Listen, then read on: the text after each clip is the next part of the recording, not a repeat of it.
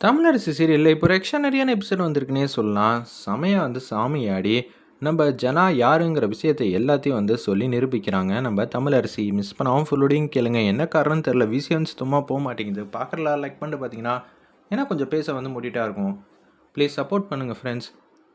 CP நிச்சயம் ஜெயிக்கவே மாட்டாருங்கிற மாதிரி எல்லாரும் யோசிச்சுட்டு இருக்காங்க. குமார் ஃபேமிலிக்கும் ஜெகதாம்பாள் ஃபேமிலிக்கும் ஆகவே மாட்டேங்குது. உடனே நம்ம சிபி கஷ்டப்பட்டு போட்டியில் ஜெயிச்சிடுறாங்க. என்னமோ சொன்னியப்பா, இத்தனை வருஷம் யாருமே ஜெயிக்காத உன்னோட வீராப்ப நான் இப்போ ஜெயிச்சு காட்டிட்டேன். நீ என்ன நினச்சிக்கிட்டு இருக்க? உன் மனசில் வெற்றி என்ன உனக்கு மட்டுமா சொந்தம்? நல்லா போட்டி போட்டு ஜெயிக்கிற ஆள் கூட இது நாள் வரைக்கும் நீ மோதினதே இல்லை. அதனால தான் நாங்கள் ஜெயிச்சிட்டோம் சார். அவங்க கிட்டலாம் நம்மலாம் பேச வேணாம். அவங்க எப்போதும் வாய்ச்சவடால தான் நம்பர் ஒன்னாக இருக்காங்கன்னு தமிழரசி செம்மையாக வம்பிழுக்கிறாங்க. ஏய், நீ யார்கிட்ட பேசுகிறன்னு தெரியுமா? குமார் கிட்ட பேசுகிற.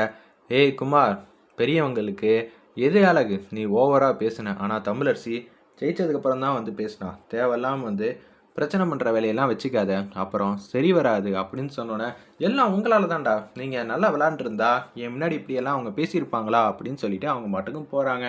இந்த விஷயத்த நான் லேசு போகல விடவே மாட்டேன். எங்கே எப்பயா இருந்தாலும் நான் காத்துக்கிட்டு தாண்டா இருக்கேங்கிற மாதிரி சிபி சொல்லிகிட்டு இருக்காங்க.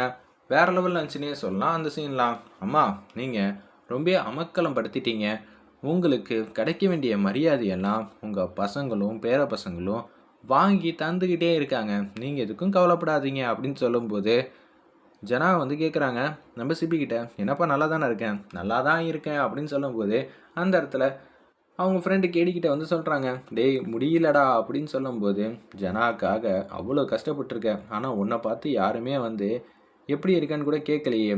வெந்நீர் ஒருத்தரம் எடுத்துகிட்டு வந்துக்கிட்டு இருக்காங்க. நம்ம தமிழரசி சிபிக்கு இந்தாங்க வச்சு விடுங்க, இது வச்சு விட்டா கரெக்டாக இருக்குன்னு சொன்னோன்னே, இது எல்லாம் நம்ம பாட்டியும் எடுத்துகிட்டு வராங்க. அந்த இடத்துல பரவாயில்ல, தமிழரசி நம்ம இடத்துல இருந்து எல்லாமே கவனமாக பண்ணுறான்னு சொல்லி தமிழரசி மேலே மதிப்பு மரியாதை நல்லாவே கூட்டிகிட்டு இருக்கு. அடுத்தது என்னென்ன ஃபங்க்ஷன் கேட்டியா? கேட்டேன்டா. முதல் மரியாதை கிடைக்கணும். அதுவும் 25 வருஷம் கழித்து நம்ம இங்கே வந்திருக்கோம்ல, அதுதான் குமார் ஃபேமிலிக்கு சுத்தமாக ஆகவே மாட்டேங்குது. அவன் என்ன ஓவராக நம்மக்கிட்டே வம்பிழுத்துக்கிட்டு இருக்கான். இத்தனை நாள் வரைக்கும் இங்கே கேள்வி கேட்கறதுக்கு ஆள் இல்லாமல் இருந்தாங்க. நம்ம வந்துட்டோம்ல, அதனால தான் எல்லாமே நம்ம தான் ஜெயிக்கிறோம். முதல் மரியாதைலேருந்து எல்லாம் கிடைக்குதுன்னு சொல்லிட்டு அவன் கோவத்தில் இருக்கான். சாயங்காலம் ரொம்ப முக்கியமான ஒரு ஃபங்க்ஷன் இருக்கான்டா. நானும் விசாரித்து பார்த்துட்டேன். கலசத்தை எடுத்துகிட்டு யார் அம்மன் சன்னிதானத்தில் வைக்கிறாங்களோ அவங்களுக்கு தான் கௌரவம் எல்லாமே. அப்போனா என்ன, நம்ம ஜனா தானே எடுத்துகிட்டு கொண்டு போய் வைக்கணும். நீ சொல்லலாம்டா, 25 வருஷம் கழித்து நம்ம இந்த ஊருக்கு வந்திருக்கோம். நம்மளே உரிமை கொண்டாடும் போது அவன் வருஷம் வருஷம் இந்த விஷயத்தை யாருக்காகவும் எதுக்காகவும் விட்டு கொடுத்ததில்ல. அப்படி இருக்கும்போது அவன் என்னென்னலாம் சதி செய்வான். நிச்சயம் ஜனாக்காக நான் சிறப்பாக இது எல்லாத்தையும் ஏற்பாடு பண்ணுவேங்கிற மாதிரி சூப்பராக சொல்லிகிட்டு இருக்காங்க.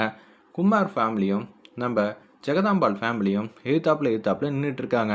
அப்போன்னு பார்த்து இந்த இது எப்போதும் போல் எங்களுக்கு தான் வரணுங்கிற மாதிரி குமார் ஃபேமிலி கேட்குறாங்க இந்த கலச பூஜையை.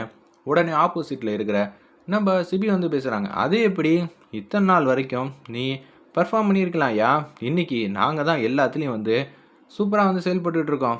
ஜனா வந்ததுக்கப்புறமேட்டுக்கு முதல் மரியாதைங்கிற பேச்சுக்கே எதுக்குமே அர்த்தம் இல்லை.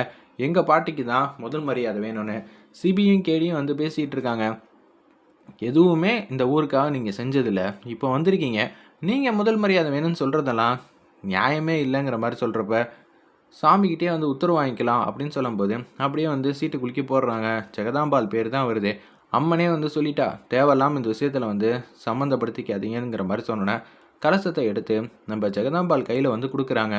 இது எல்லாம் கிடைக்குமா கிடைக்காதானே ரொம்ப வருத்தத்தில் இருந்திருக்காங்க. 25 வருஷம் கழித்து வந்திருக்கேன்னா நம்ம ஜெகதாம்பாளுக்கு மிகப்பெரிய அங்கீகாரம் கிடைச்சதாக ஒட்டுமொத்த குடும்பமும் சந்தோஷமாக அந்த கலசத்தை எடுத்துகிட்டு அப்படியே அந்த சன்னிதானத்துக்கு வந்துக்கிட்டு இருக்கிற மாதிரி காட்டுறாங்க. குமார் ரொம்ப சங்கடப்பட்டுட்டு இருக்காப்புல. பார்த்தியா, எது நடக்கக்கூடாதுன்னு நினச்சனோ அது நடந்துருச்சு. இனிமேல் அந்த அம்மா இந்த ஊருக்குள்ளேயே வரக்கூடாது. அந்த அம்மா வந்தாங்கன்னா நிச்சயம் நமக்கு இத்தனை வருஷம் கௌரவம் கிடைக்காம போச்சு அப்படின்னு எல்லாரும் சொல்ல ஆரம்பிச்சிருவாங்க அப்படின்னு சொல்லும்போது, பார்த்தியா குமாருக்கு ஒரே வயிற்றுச்சலாக போச்சு இல்லை. அவன் ஏதாவது ஒரு வாட்டியாவது நல்லது செஞ்சுருக்கானா? அவனை எழுத்து கேட்க ஆள் இல்லை. இப்போ ஜனா ஃபேமிலியிலேருந்து எல்லோரும் வந்தோடனே அவனுக்கு இப்போ என்ன செய்யணுன்னே தெரியாமல் தவிச்சிக்கிட்டு இருக்கான். இதெல்லாம் நமக்கு தேவையா? இப்படியெல்லாம் பேசிக்கிட்டு இருக்காங்கன்னு அவங்கள டிஷும் பண்ண போகலான்னு பார்க்குறாங்க. இவனை பண்ணி என்னடா விஷயம், நம்ம ஜனாவை திருப்பியும் அந்த இடத்துல கலச பூஜையில் வைக்கவே விடக்கூடாது. நம்ம கண்ணா அப்படின்னான்னு அங்கே இருக்கிறவங்கள வச்சு பேச ஆரம்பிச்சிடலாம் அப்படின்னு சொல்கிறாங்க. அம்மா நிறுத்துமா, கலசத்தை வந்து வைக்கும்போது அப்படியே வந்து சத்தம் போடுறாங்க. என்னையா உங்களுக்கு வேணும்? கலசத்தை எடுத்தவங்க முதல்ல வைக்கட்டும், அப்புறம் எதுவாக இருந்தாலும் பேசலாம் அப்படின்னு சொன்னேன். வைக்கிறாங்க. அந்த கலசத்துக்கு பூஜையெல்லாம் பண்ணணும். அது நம்ம ஜனா தான் பண்ணணும். யார் எடுத்துகிட்டு வந்தாங்களோ நீங்கள் பண்ணவே கூடாது. அது மட்டும் இல்லாமல் உங்களுக்கு இது மாதிரிலாம் பூஜை பண்ண யாருமா வந்து உரிமை கொடுத்தது? என்னையா பேசிகிட்டு இருக்கேன்னு சொல்லி சிபி வந்து சண்டைக்கு போகிறாங்க. கேடிக்கும் இது மாதிரிலாம் பேசுகிறது ரொம்ப தப்புயா அப்படின்னு சொல்லிட்டு இருக்கிறப்ப, என்னப்பா நீ கணேசா எதுவுமே உங்கள் அத்தைக்கு ஆதரவாக நிற்க மாட்டேங்கிற, இப்போ இவ்வளோலாம் வந்து சங்கடப்படுத்திக்கிட்டு இருக்கான் குமார். நான் எப்படி இந்த ஊருக்கு வந்து நினச்ச காரியத்தை நிறைவேற்றுவேன்னு சுத்தமாக எனக்கு தெரியவே இல்லை. இவங்க வேறு ஓவராக வந்து வம்பிழுத்துக்கிட்டு இருக்காங்க. எல்லோரும் சந்தோஷமாக இருந்தால் நானும் கேட்க வேண்டியதெல்லாம் கேட்டு நான் பெற வேண்டியதெல்லாம் பெறுவேன் அப்படின்னு சொல்லி அந்த இடத்துல லேண்டை பற்றி பேசிக்கிட்டு இருக்காப்புல கணேசன். ஆனால் இவங்க குடைச்சல் மேலே குடைச்சல் வந்து கொடுக்குறாங்களே அப்படின்னு சொல்லிட்டு அத்தைக்காக கணேசனும் பேசுகிறாங்க. தம்பிகளா, நீங்கள் பேசுகிறது சரியில்லை. எங்கள் அத்தைக்கு ஊருக்குள்ளே எவ்வளோ மரியாதை இருக்குது தெரியுமா? அப்போனா அந்த ஊர்லேயே இருக்க வேண்டியதானே, எதுக்கு இங்கே வந்தீங்க? எங்களுக்கு ஜனானா யாருன்னே தெரியாது அப்படின்னு சொல்லி பேசுகிறாங்க. சரியா, இங்கே இருக்கிற யாருக்காவது இவங்கள தெரியுமா? தெரியாது தெரியாதுன்னு எல்லாரும் வந்து குமார் ஃபேமிலிக்கு ஆதரவாக முக்கால்வாசி பேர் வந்து பேசிக்கிட்டு இருக்காங்க. உடனே தமிழரசிக்கு வந்து ரொம்ப கோவம் வருது அந்த இடத்துல. அப்போன்னு பார்த்து நீங்கள் இங்கேருந்து போங்கங்கிற மாதிரி சொன்னோன்னே, என் பாட்டியெல்லாம் இங்கேருந்து போக முடியாது அப்படின்னு சிபி வந்து பேசும்போது, வேணாம்ப்பா பேசி பிரயோஜனம் இல்லை, நான் இங்கேருந்து போகிறேன். நான் போனால் தான் இங்கே நடக்க வேண்டியதெல்லாம் நடக்கும். பக்தர்கள் எல்லாரும் இங்கே இருந்து சாமி கும்பிடுவாங்கன்னா நான் இங்கே இருக்கிறதுல அர்த்தம் இல்லை. நம்ம மட்டும் சாமி கும்பிட்றதுக்காக நம்ம இங்கே வரல. எல்லாரும் வந்து சாமி கும்பிட்டோம், நம்ம இங்கேருந்து போகலான்னு சொல்லிட்டு அந்த இடத்துல நம்ம ஜனா மாட்டுக்கும் போகலான் இருக்காங்க. நீங்கள் போகிறது தான் சாமி கூட விரும்புவாங்கன்னு ஒரு வார்த்தை வந்து சொன்னோன்னே ஜனா அம்மாவால் அங்கே இருக்க முடியல. ரொம்ப மனசு சங்கடப்பட்டு போகலான் இருக்கிறப்ப தமிழரசிக்குள்ள வித்தியாசம் வருது. சாமி வந்துடுறாங்க. வேறு லெவலில் மாசாக இருந்துச்சுன்னே சொல்லலாம் அந்த சீன்லாம். ஜனா நில்லு ஜனா அப்படின்னு சொல்லி அந்த இடத்துல வந்து சத்தம் போட்டு கூப்பிடுறாங்க. யாரா இவ வந்து பேசிகிட்டு இருக்கா? ஏய் நான் ஆத்தா வந்திருக்கேன்டா அப்படின்னு சொல்லி அந்த இடத்துல நம்ம தமிழரசி வந்து சூப்பராக வந்து பேசிகிட்டு இருக்காங்க. ஏன் பொண்ணை ஏன் வாரிசை நீங்கள் எல்லாரும் சேர்ந்து துரத்துவீங்களா? என்னடா நினச்சிட்டு இருக்கீங்க? அந்த குடும்பமே என் குடும்பம்டா. நீங்கள் எல்லாரும் என் குடும்பத்தை பற்றி என்னென்னமோ வந்து இஷ்டத்துக்கு வந்து பேசிக்கிட்டு இருக்கீங்க. மனுஷங்களாடா நீங்கள்லாம்? இப்படி தான் பேசுவீங்களா? உங்களை பற்றி இருக்கிற விஷயத்தை எல்லாத்தையும் நான் ஒன்று ஒன்றா சொன்னால் தாங்குமா? ஏய் நீ போன வாரம் என்ன பண்ண நான் சொல்லட்டா அப்படின்னு சொன்னேன். நான் வச்சுக்கிட்டு எந்த விதமான பொருளையும் பத்திரமா வந்து வச்சுக்கவே முடியல. எதுவாக இருந்தாலும் எடுத்துகிட்டு போய் வித்துடுறான்.